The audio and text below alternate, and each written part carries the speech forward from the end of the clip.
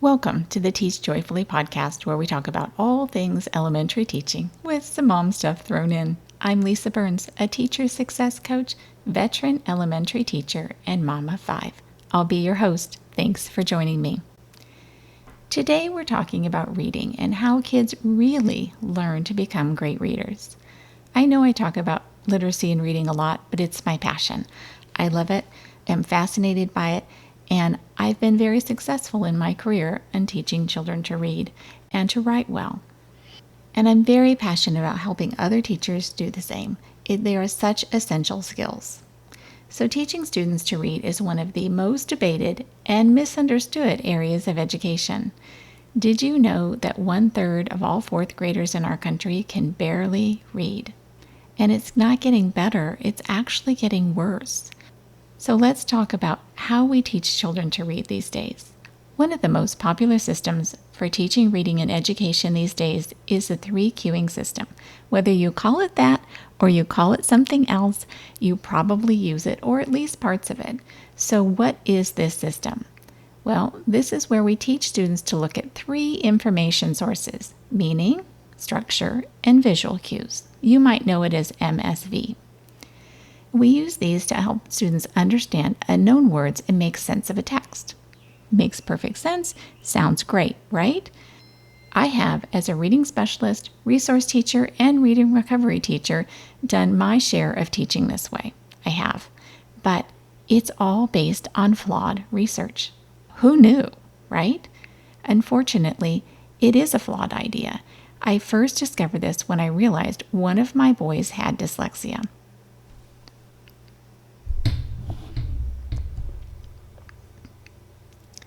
His teacher hooked me up with a program the school was starting to use to help kids with reading struggles. It was called the Barton reading system. It's still around today.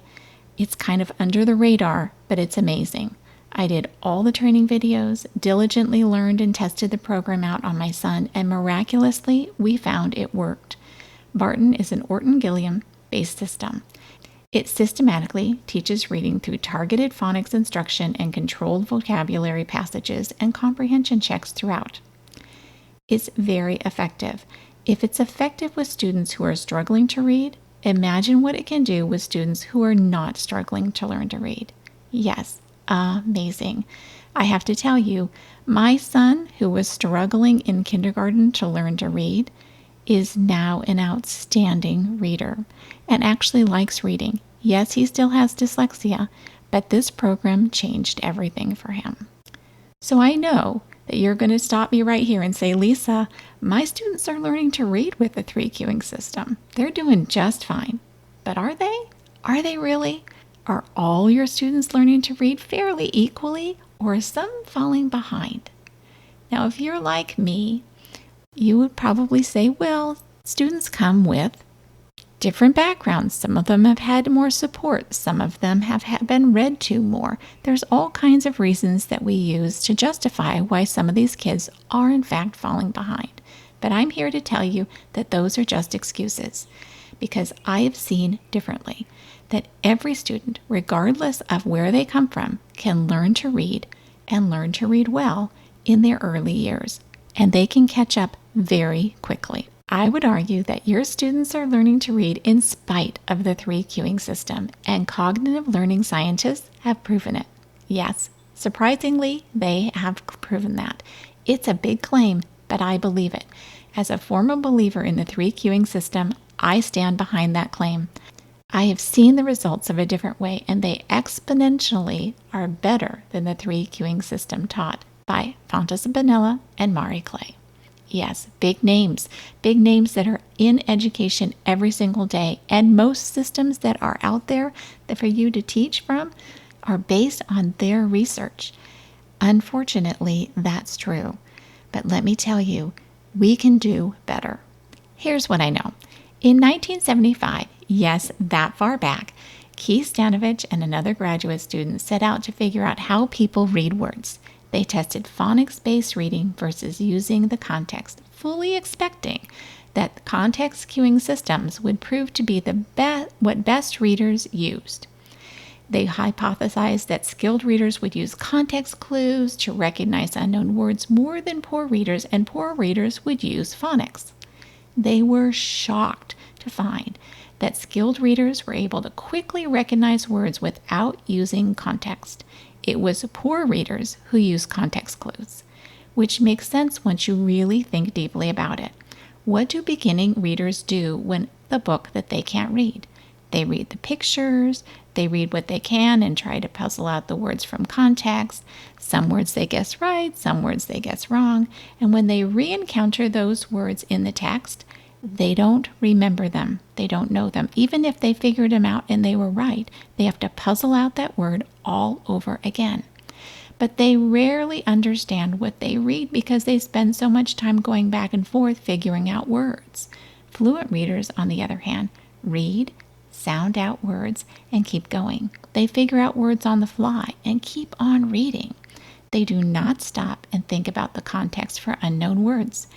They puzzle them out with phonics, which causes the brain to remember them and map them so that they don't have to puzzle the same word out over and over again. Using phonics causes the brain to actually remember the word. And guess what?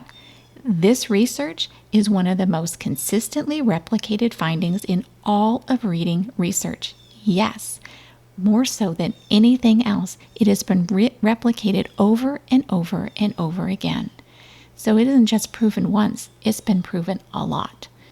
So here's something else I know. On average, 40% of students will learn to read regardless of the system they're taught with. They just get it.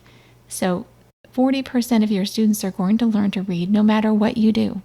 And I also know that in experiments that force students to use context only to figure out words, a 3-cueing system, right? They could only do so successfully a small fraction of the time.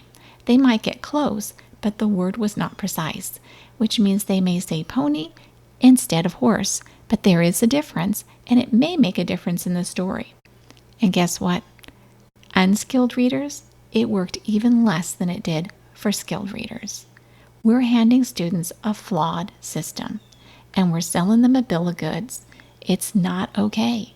With sounding out words, the brain has to pay attention to the details of the word, and the brain actually makes a map of the word. It maps the sounds and letters in the word, and it links it with its meaning. This is called orthographic mapping. Cueing actually impedes the process. Your brain has to put meaning to the word, and therefore it will remember the word. Your brain's a pattern-making machine. We know that. The more it knows, the more it categorizes, the faster that it can figure things out. It gets easier to figure out more and more, which means that the finding in this study that weak word recognition and lack of precise phonetic knowledge is the single most predictor and hallmark of students with reading struggles. And guess what? Once you really think about it, it makes perfect sense. If you don't understand the code, it's hard to enter into or break into the reading club. It's hard to understand what you're reading if you can't figure out the words with precision. Cueing makes for lazy readers who don't want to work hard at figuring the words out. They just want to guess and move on.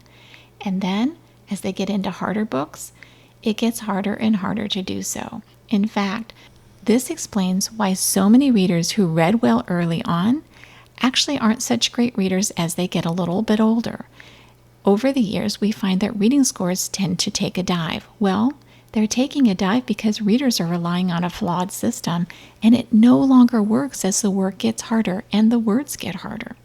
Long before I knew any of this, I took what I was learning about reading and teaching children with dyslexia from the Barton system and my son. I added that to how to build vocabulary and background knowledge with books and discussion, and how to create a culture of readers, and applied it to my kindergarten classroom. The results were amazing. I had students who came in with a wide variety of skills, from little letter knowledge and never having been read to students who had been immersed in books and were already reading. By the end of the school year, every child was reading on grade level or above, and they loved reading.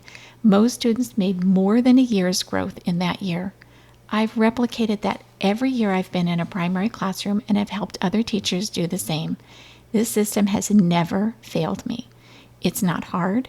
It's just a different way of teaching than we've been taught to do. In fact, it's actually easier to teach this way.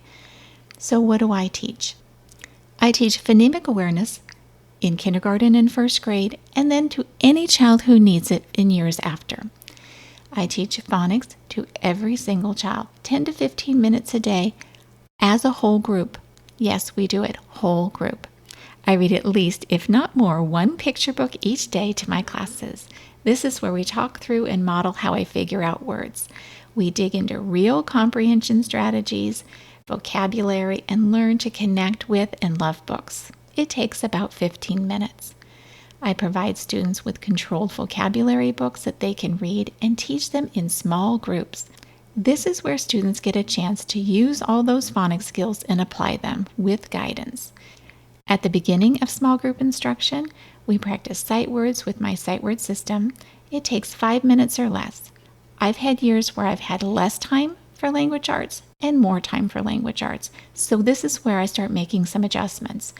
If I have less time for language arts, then my phonemic awareness and phonics instruction first thing in the morning might go to 10 minutes. I never skip on the read aloud. I will, however, take that sight word system and teach it for 5 minutes whole class during the day instead of trying to fit it into my small group time, because small group time starts to shrink down and I may only have 10 minutes per group. If I have 10 minutes per group, I'll take it. If I have 15 minutes per group, I'll take it. It just depends. If I have less time, I just make adjustments. I meet with small groups a minimum of 2 days a week. So on Monday and Wednesday, I would meet with a couple of groups, and on Tuesday and Thursday, I would meet with a couple of groups. Why do I do it this way? Because that gives me Friday. So then if we have a day off, if Monday was a holiday, I have a day to catch up and I can always fit those students in. Also, if I don't have that, but I have a couple of students who need a little more specifics or an extra help, I can fit them in on Friday. I'm never pushed for time because I've always left that white space in my schedule and I have those opportunities then. I keep all of my groups between 4 and 6 students. So I can get 24 students into 4 groups if I really need to. Usually I'll do more like 5 because I might have some of the groups are a little smaller than others, but whatever works. If I don't have the time, I do 6 students in a group. It is what it is and you make it work. But I insist that every student get at least 2 days a week of small group instruction. I don't kill myself over it. I don't make it crazy, but we do get it in. The rest of the students, while we're doing small group instruction, are reading or working on word work. That's it. There's all kinds of reading tasks that they can do, and I make sure they get the opportunity to practice, practice, practice. When we're done, my students take those books home to reread on their own until the next time that we meet where they receive a new one. I do not do close reading. I know, shocking. Or any assignments with my small group reading books. Even more shocking, right? And I certainly don't do any reading logs. I know. Everything that you've been taught to do, I don't do. I do have students keep a reader's notebook where we work on reading response to books that I have read to the whole class. My students choose books, keep book boxes, read together, read alone, and they spend a lot of time in class reading every chance we get. We talk about how some books are too hard for us to read ourselves, so they're shared reading with someone who can read them. And some are individual reading books, and they're good for us to try and read on our own. And we talk about how to tell the difference. As far as writing goes, I do not send students off to decide what to write about and coach them along the way. There is value in that, but my job is to teach students to write well.